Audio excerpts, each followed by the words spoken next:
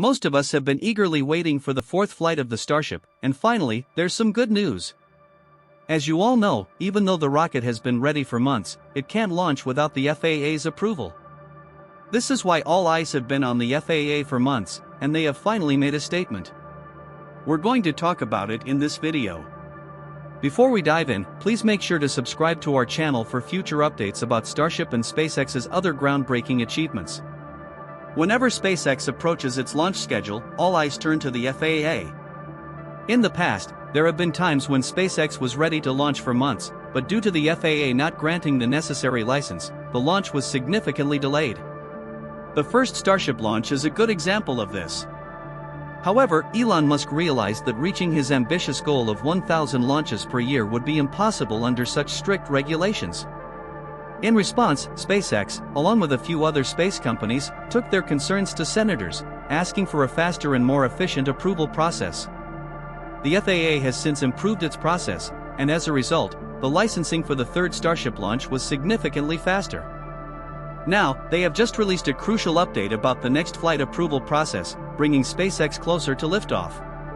Recently, Musk announced that they are targeting early June for the next Starship launch, specifically aiming for June 5th.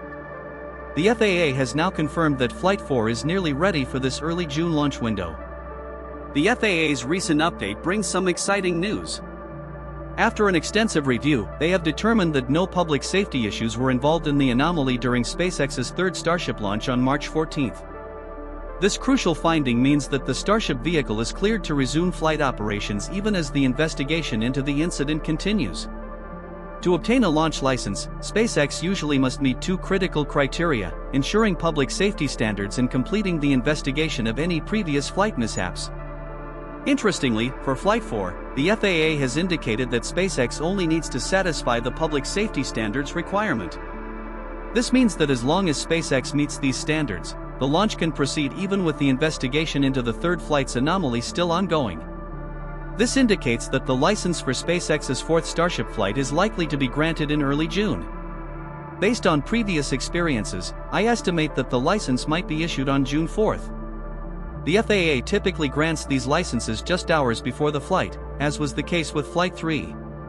Some of you might be wondering why Starship has to go through such a time-consuming approval process, while SpaceX's other rockets, like the Falcon 9, seem to launch almost weekly without any issues.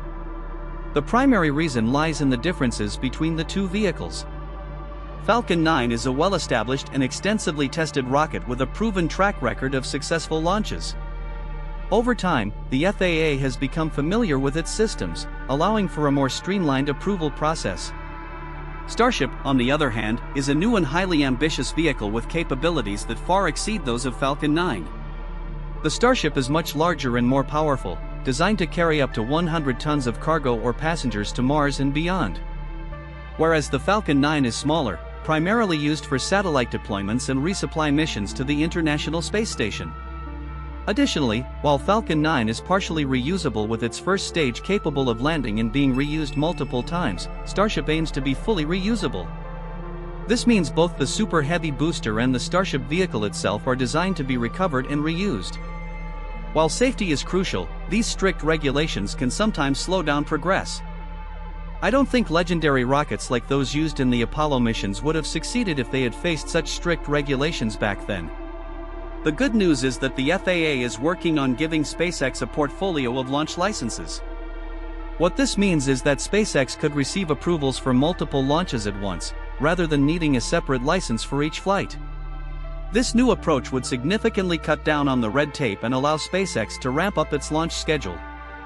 In addition to the approval process updates, the launch date is nearly set.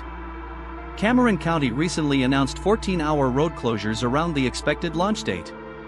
The primary launch date is June 5th, with backup dates on June 6th and 7th. What's going to make this launch different from the previous three is the use of a virtual launch tower for landing. This means SpaceX will simulate a virtual tower to calculate how both the tower and the rocket will perform as if they were using the actual mechanical tower in real life. This simulation helps them understand the potential outcomes, and if the results are positive, they might use the actual launch tower for the next fifth flight. Despite plans for a virtual tower-assisted landing, the booster will land in the Gulf of Mexico, likely near the center of the Gulf. For the ship, the splashdown area is in the eastern Indian Ocean near Western Australia and South Indonesia.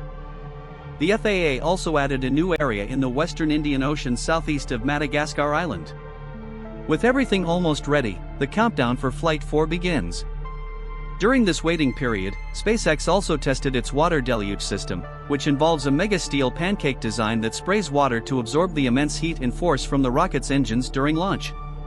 This system aims to prevent damage to the launch pad by reducing the impact of the rocket's exhaust.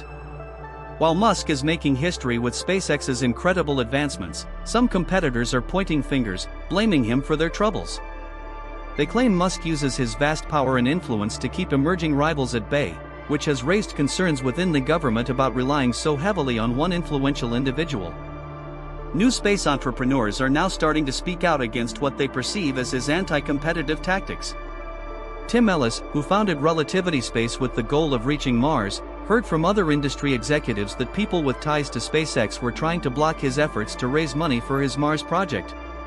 Similarly, Jim Cantrell, a SpaceX co-founder who later started Phantom Space, found potential customers hesitant to sign deals because SpaceX allegedly includes clauses in their contracts to discourage using competitors. On top of these issues, Jeff Bezos' Blue Origin has also clashed with SpaceX in a notable legal battle. Blue Origin sued SpaceX over a patent for reusable rockets but lost the lawsuit. This defeat highlighted the fierce competition and high stakes in the space industry. Despite these allegations and battles, Musk continues to push SpaceX forward, making strides that many in the industry find inspiring.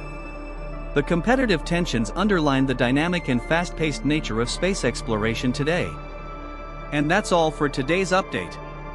If you enjoyed watching and found it useful, please make sure to subscribe to our channel and hit the like button. Thanks for watching, and I'll see you in the next one.